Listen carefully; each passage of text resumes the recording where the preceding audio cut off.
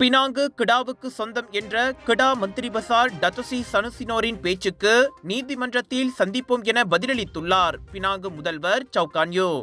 Penang மீதான உரிமை தொடர்பில் கிடா அரசு சட்டக்குழுவை அமைத்து வழக்கு தொடர தயாராக இருப்பதாக சனுசி நேற்று அறிவித்திருந்தார்.